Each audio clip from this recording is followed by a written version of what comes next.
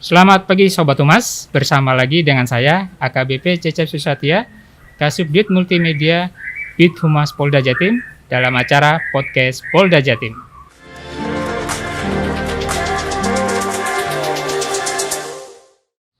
Pagi ini kami berada di Kabupaten Lamongan, tepatnya di Desa Ngumo, untuk bertemu dan berbincang-bincang dengan seorang anggota Polri yang sangat inspiratif. Selain beliau bertugas sebagai anggota polisi, beliau juga memiliki kesibukan dalam mengurus orang dengan gangguan kejiwaan atau ODGJ, yaitu Bapak Aibda Purnomo. Selamat pagi Pak Purnomo. Selamat pagi Kemendan, Assalamualaikum. Waalaikumsalam warahmatullahi wabarakatuh. Silakan dilepas maskernya. Tadi kita sudah melalui prokes yang cukup ketat. Pak Purnomo, bisa dijelaskan kepada netizen ataupun Sobat Humas, perkenalan diri lah istilahnya. Namanya siapa, bertugas di mana? Monggo. Assalamualaikum warahmatullahi wabarakatuh. Selamat siang para netizen Humas Polda Jatim. Alhamdulillah kami mohon izin memperkenalkan diri. Nama Aibda Purnomo Kemendan. Kami dinas di Kanit Bin Polmas Polres Lamongan. Siap. Memiliki Yayasan Berkas Bersinar Abadi ya Pak ya? Sudah sejak kapan tuh Pak? Siap, mohon izin Kemendan. Alhamdulillah kami sebagai anggota Babin Kamtibmas Kemendan. Awalnya kami sebagai anggota Babin Kamtibmas yang mana atas perintah pimpinan kami harus selalu ada dan hadir di tengah-tengah masyarakat. Jadi 6 tahun yang lalu Kemendan, 6 tahun yang lalu kami selaku anggota Babin Kamtibmas kami mendirikan sebuah yayasan yang mana yayasan itu sudah legal dan berbadan hukum dengan nama Yayasan Berkas Bersinar Abadi. Singkatan apa nih Pak, Berkas Bersinar? Ya, jadi berkas itu berbagi ikhlas Kemendan. Jadi kita mengajak siapapun masyarakat dimanapun untuk belajar ikhlas untuk diri sendiri juga untuk orang lain. Bergerak di bidang apa nih Pak yayasannya nih Pak? Kalau yayasan kami bergeraknya khususnya di bidang sosial Kemendan. Alhamdulillah kami ada merawat, kami ada mendidik adik-adik yatim piatu yang setiap sore semenjak pandemi kami siapkan tempat untuk sekolah Kemendan, les, yang mana alhamdulillah sudah ada 6 guru untuk mengajar mereka. Di Yayasan Berkas Bersinar Abadi juga kami ada yang namanya ojek gratis Kemendan. Jadi siap, ojek gratis itu ada di 8 kecamatan kota, kecamatan di Lamongan Jawa Timur, yang mana ojek gratis itu setiap hari harus antar jemput adik-adik sekolah Kemendan. Namun kita pilih Kemendan. Jadi adik-adik yang yatim piatu, yang rumahnya jauh, yang duafa, dan disabilitas. Biar nggak kesulitan untuk ke sekolah. Siap. Gitu ya. Terkait yayasan ini pun bergerak di bidang membantu orang-orang dengan gangguan jiwa ya. Siap. Oke. Sejak kapan Bapak punya inisiatif untuk mengurus orang gangguan jiwa ini Pak? Siap. Jadi kalau mengurus ini udah lama Kemendan. Namun untuk menampungnya ini kita instan itu 1 tahun ini Kemendan. Jadi orang-orang dengan gangguan jiwa atau orang-orang terlantar kita tampung di rumah karena semakin banyak masyarakat Indonesia ini yang menggunakan kecanggihan teknologi. Jadi kita share ke medsos. Jadi kalau kita ketemu orang-orang dengan gangguan jiwa, orang-orang terlantar yang sebelumnya tidak bisa ketemu dengan keluarganya karena masyarakat melihat kami sebagai seorang polisi, jadi masyarakat mungkin lebih percaya. Jadi pada saat kami menemukan orang-orang dengan gangguan jiwa, orang terlantar, kami mandikan dulu. Kami bersihkan dulu ya? Kami bersihkan karena terapi yang paling bagus itu terapi mandi. Kalau sudah kita mandikan, kita potong rambutnya, sudah 1 minggu, sudah bisa kita ajak komunikasi, baru nanti saya up ke media sosial dengan menggunakan baju kepolisian karena masyarakat akan lebih percaya karena dengan adanya medsos yang canggih ini kejahatan juga canggih Jadi kami sampaikan bahwasannya kami menemukan dan merawat, namun alhamdulillah respon masyarakat luar biasa. Jadi per 6 tahun ini kami pampang foto-foto orang-orang dengan gangguan jiwa yang sudah berhasil kita antarkan pulang itu kurang lebih hampir mendekati nilai 200 Komandan. Wah, 200 orang 200 ya, Pak, ya? orang itu yang sudah kita Dalam terpulang. kurun waktu 6 tahun 6 ini. tahun. Dengan bantuan media sosial Siap, seperti bantuan Facebook, siap, YouTube gitu siap, ya. siap. Alhamdulillah sekali. Bantuan untuk mengurus kayak ini merawat seperti yang Bapak sampaikan tadi. Ini uang dari mana, Pak? Saya mengucapkan terima kasih kepada warga masyarakat Indonesia Komandan, yang mana mungkin tidak bisa kami sebutkan satu persatu. Iya. Alhamdulillah masyarakat Indonesia itu sangat cinta Komandan dengan kepolisian. Yeah. Buktinya kegiatan kami selama 6 tahun ini benar-benar didukung Komandan. Alhamdulillah dari penghasilan konten YouTube, dari tambahan donatur dari masyarakat Indonesia yang tidak bisa kami sebutkan satu persatu. Alhamdulillah kami sudah mendirikan rumah yang memang kami khususkan untuk merawat menampung serta mengobati Komandan. Jadi kalau dulu cuma merawat sekarang ikut dan mengobati. mengantarkan pulang. Kalau sekarang sudah kami mengobati Komandan. Alhamdulillah sekarang kami sudah siapkan tenaga perawat 1. Kami siapkan dokter spesialis khusus ke sini Komandan. Itu setiap minggu sekali. Ada kami siapkan pengobatan ahli ruqyah. Itu 1 tim Komandan berjumlah 6 orang yang mana itu seminggu 2 kali Komandan. Kami siapkan guru ngaji 4, ada ustazanya 1, ustadznya 3. Karena dari hasil konten YouTube itu makanya kami siapkan untuk keluarga atau masyarakat yang memiliki keluarga-keluarga yang sakit dengan gangguan jiwa, yang harus dirantai tangannya, harus dipasung. Kalau mereka menginformasikan ke kami akan jemput dan kami akan berikan layanan gratis Komandan. Gitu Alhamdulillah, ya, Pak, ya. per hari ini pasien yang kami rawat kurang lebih ada 47 pasien Komandan. 47 pasien. 47 pasien semua. Untuk yang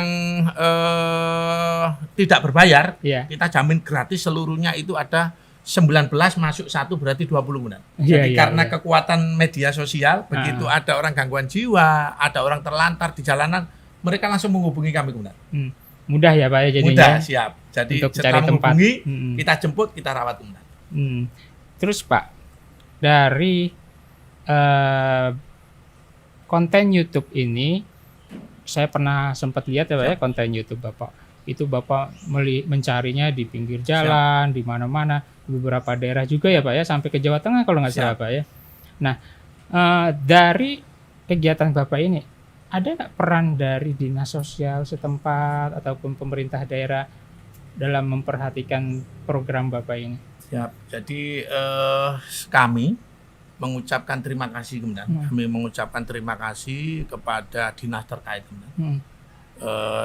Kami ucapkan ke dinas sosial segala macam. Alhamdulillah kemarin banyak dibantu berarti dinas sosial nih Pak ya. Kemarin kami sempat ke dinas sosial Komandan untuk melaksanakan kerjasama MOU.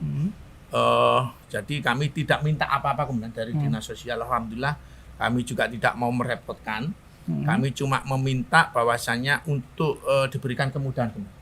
Jadi seandainya kami nanti menemukan orang dengan gangguan jiwa yang mana mereka harus kita pulangkan, kan harus ada sidik jari Komandan. Oh iya. Ya, jadi kita akan nyari keluarganya ini, biasanya kan rekam medis Komandan. Untuk KTP-nya kita ketemukan, dan alhamdulillah untuk biaya-biaya semuanya Komandan kami akan tanggung seluruhnya. Pak, metode yang digunakan Pak Purnomo dan timnya ini apa saja sih Pak? Kami berpikir begini Komandan, banyak rumah sakit. Iya. Banyak dokter yang spesialis, yang khusus untuk melakukan orang-orang dengan gangguan jiwa ini ya. Namun yang di sini Komandan, alhamdulillah mohon izin, mungkin kami salah omong, sebelumnya kami sampaikan mohon maaf dalam artian gini Komandan. Kami berpikiran bahwasannya orang dengan gangguan jiwa. Berarti jiwanya Komandan yang sakit. Memang obat itu perlu Komandan. Orang itu kalau dikasih obat, mungkin kalau misalkan lagi galau, gelisah atau gimana, dia bisa tenang dengan obat. Namun bagaimana caranya pasien-pasien kami itu tidak ada ketergantungan dengan obat. Iya, betul. Masalahnya banyak pasien-pasien kami ini yang notabene sudah pernah dibawa ke rumah sakit berulang-ulang, bertahun-tahun. Namun kenapa mereka belum sembuh? Karena mungkin ada rasa malas, ada rasa capek, ada rasa jenuh untuk selalu mengkonsumsi obat. mungkin ada keluarga yang harus berangkat ke rumah sakit atau ke puskesmas. Ya kalau di kota kemudian dekat. Iya, betul. Bayangkan kalau kita ketemu yang kemarin ada di tengah-tengah gunung di daerah Nganjuk, di daerah Madiun, untuk akses ke kota saja dia sudah Susah, menempuh susah kemudian. Lah, dari itu kita berpikir bahwa kita perlu penenangan jiwa kemudian. Jadi kita sentuh mereka kayak ini tadi, makannya tidak kita bedakan kemudian. Apa yang kita makan, mereka makan. Iya. Di sini alhamdulillah pasien-pasien yang sebelumnya mungkin dirantai, tangan kakinya di sini kita lepas semua. Yang paling susah itu 1 minggu pertama kemudian. Iya. 1 minggu pertama itu memang pengaruh obat penting kemudian. Jadi Iya. obat penenang. Buat penting, penenang ya. Ya. Karena Jadi, baru lepas dari rantai siap. biasanya kan. Nah, itu kan ngamuk-ngamuk kemudian. Iya. Nah, setelah kita lakukan ruqyah, kita di sini melakukan ruqyah seminggu 2 kali kemudian. Hari Senin sama hari Jumat. Di Ruqyah Siap, itu setiap minggu 2 kali kemudian. Terus alhamdulillah mereka kita kenakan dengan air wudhu itu sangat luar biasa. Sangat luar biasa. Jadi pengaruhnya. jamaahnya benar-benar kita tata. Ngajinya mereka dilaksanakan 2 kali, hari setelah sholat isya sama habis subuh. Mereka juga didampingi tim ahli khusus untuk rasa kepercayaan diri. Alhamdulillah pasien-pasien kami mudah-mudahan jangan sampai kemudian. Jadi kalau sudah dinyatakan sehat pulang, mereka belum ada yang komplain kambuh atau balik ke sini. Alhamdulillah. Pak ya, nggak ada yang kambuh lagi. Siap, makanya kami sampaikan ke pihak keluarga kemudian bahwasannya tempat yang paling bagus untuk pengobatan itu keluarga. Harus ada pendekatan jiwa kemudian. Itu terapinya kemudian. Ini rahasia yang baru kali ini dibuka. Metodenya sendiri simple sebenarnya Pak ya. Dengan memberikan pendidikan agama, dengan ruqyah dan pendekatan oleh ikatan keluarga sendiri. Itu yang paling utama. Paling penting. Bukan karena dikekang dengan dirantai, itu malah tidak akan menyembuhkan. Tidak akan sembuh. Oke, Bapak. Terima kasih. Terus pengalaman yang sangat berkesan bagi Bapak ini.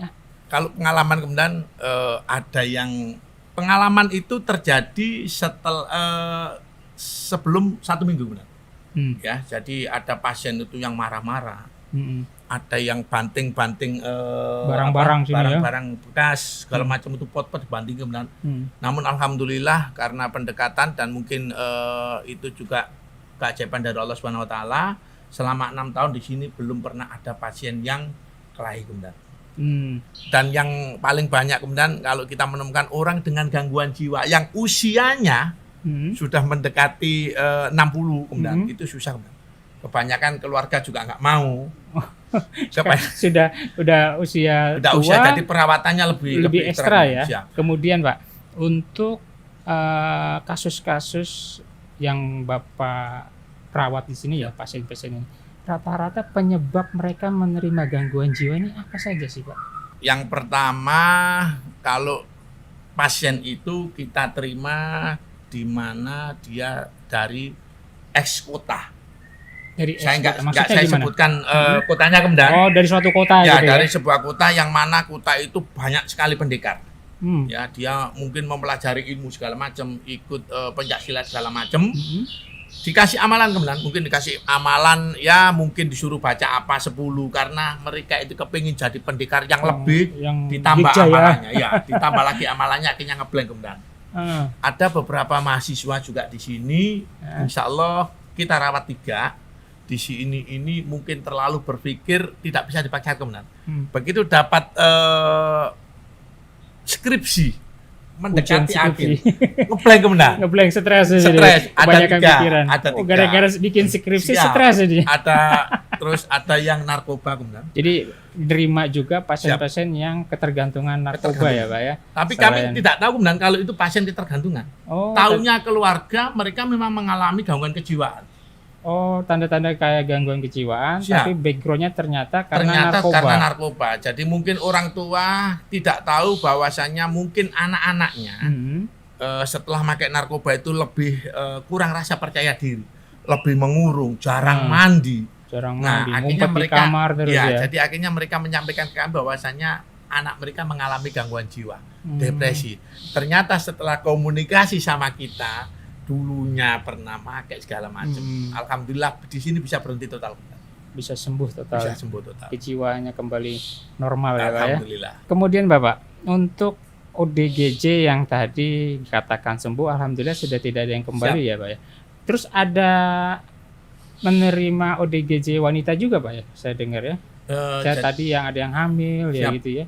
Jadi gini kemudian untuk karena kita ngerawat orang dengan gangguan jiwa tidak bisa diprediksi.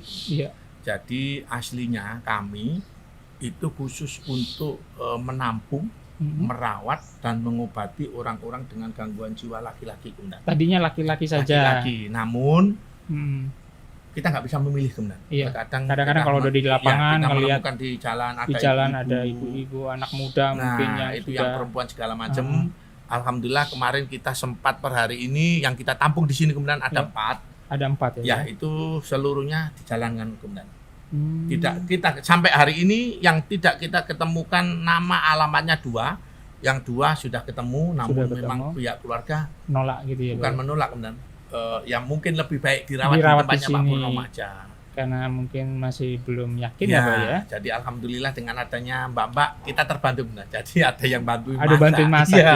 Dengan adanya ADGD dari perempuan pun akhirnya juga bisa bantu dalam tugas ini ya Pak ya. Ada yang kabur nggak nih Pak? Nah kalau kabur itu ada kemudian. Kabur itu ada tapi itu cuma 1 minggu awal kemudian. Pada saat mereka kita temukan, pada saat mereka sudah rutin mandinya, kita paksa mandi rutin, sholatnya, itu pasti kabur, berusaha kabur. Namun setelah melewati 1 minggu, dalam artian masa transisi, masa transisi dari masa yang biasa bebas, sekarang lebih teratur. Nah itu mereka berupaya untuk kabur. Pengen bebas lagi. Siap. Nah mereka setelah dikasih, ya itu pentingnya obat kemudian.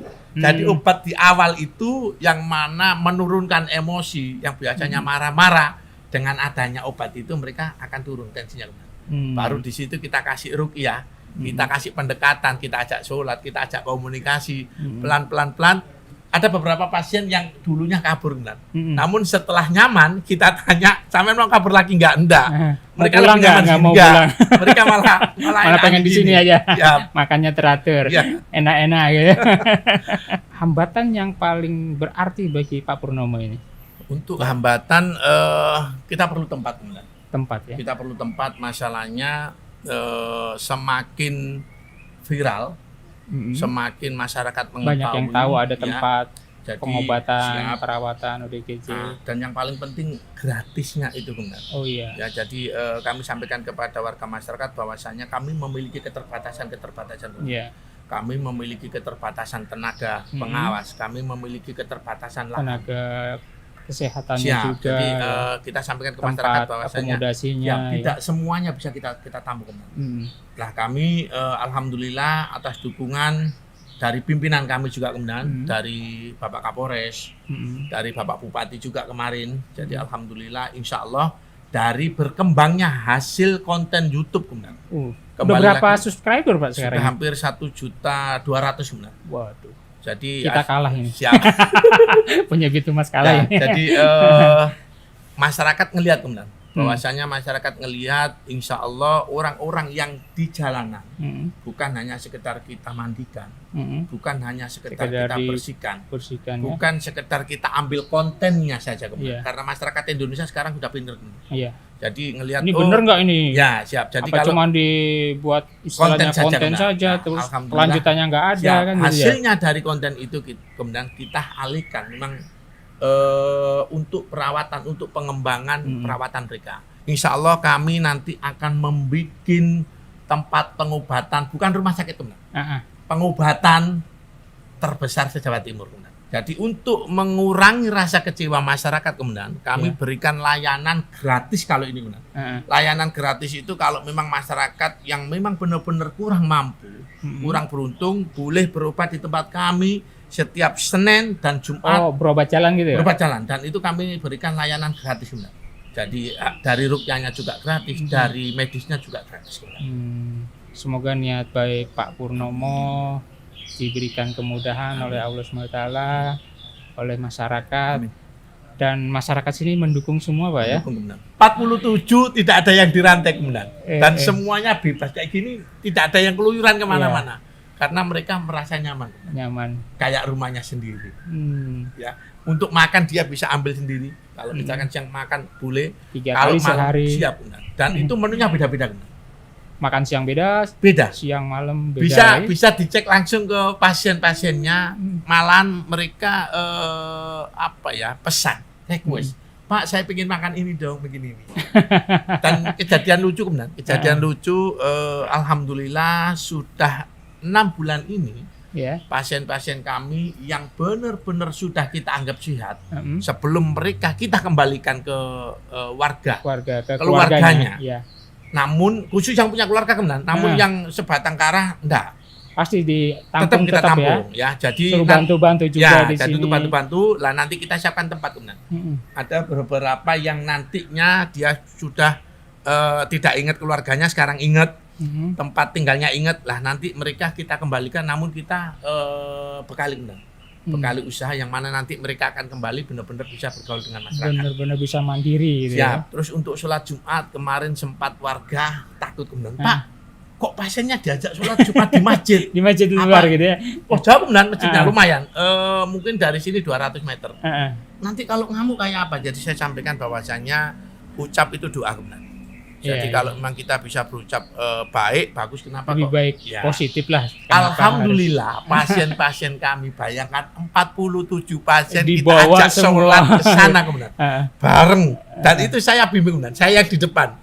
Didampingi dengan tenaga pendamping 7. Takutnya kan nanti masuk ke rumah warga. Alhamdulillah mereka tertib ya, Pak. Dan mudah-mudahan tidak ada kejadian selamanya Komandan. Amin, Jadi amin. alhamdulillah berangkatnya kita bareng, pulangnya juga bareng. Itu pun kita kasih hadiah Komandan. Kita kasih hadiah begini, Mas, Pak, kan ada yang lebih, ada yang tua, ada yang Mas, muda, Pak, ya. Siapa yang nanti pulang sholat Jumat, rapi kembali lagi, saya tanya minta apa? Ada yang Pak minta minum susu, Pak ada yang minta dibuatkan jus, kita kasihkan Komandan. Karena kami berpikir bahwasannya sedekah itu yang paling utama. Betul. Jadi kita memberikan kepada mereka itu, kita sedekah aja, niatnya sedekah. Benar. Allah kasih lebih. Pasti lebih. Siap. Dapat balasannya, Siap. Pak ya. Siap. Jadi mereka senangnya begitu. Baik Pak Purnomo, mungkin ada pesan ataupun himbauan kepada masyarakat, terutama memiliki keluarga yang mengalami gangguan jiwa. Mungkin ada yang mau disampaikan, Pak? Ya, kami menyampaikan yang kami tahu bahwasannya kalau kita memiliki keluarga yang mengalami sakit dengan gangguan jiwa, kita tahu sendiri bahwasannya mereka juga manusia. Kalau memang kita memerlukan obat, pemerintah sudah menyiapkan rumah sakit. Fase-fase itu semuanya gratis Komandan.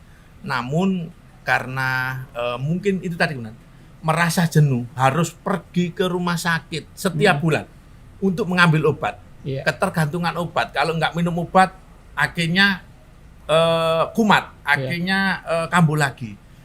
Sederhana sekali Komandan. Ucap itu doa. Sekali lagi ucap itu doa. Kalau kita memiliki keluarga yang mengalami gangguan jiwa, kita perlakukan mereka seperti kita memperlakukan diri sendiri. Jangan pernah ada yang nama pasung. Kalau sudah dipasung itu berarti menganggap mereka tidak akan bisa sembuh selamanya. Dan yang luar biasa Komandan, mohon izin dalam artian kalau kita agama manapun mengajarkan kita untuk berbuat baik.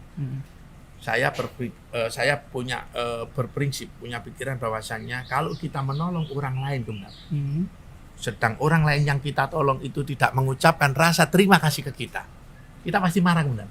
Wajar Komandan, karena kita juga manusia. Pada saat kita menolong orang lain dan orang lain yang kita tolong itu tidak mengucapkan terima kasih, ada perasaan rasa kecewa, dongkol segala macam. Namun kalau kita menolong orang dengan gangguan jiwa, yang mana orang itu dengan gangguan jiwa, di situ insya Allah kita akan punya pikiran ikhlas. Karena apa? Karena kalau kita menolong mereka, kita tidak bisa mengharap, oh kamu nanti mengucapkan terima kasih ke saya, oh nanti kamu mengasih imbalan ke saya, bukan.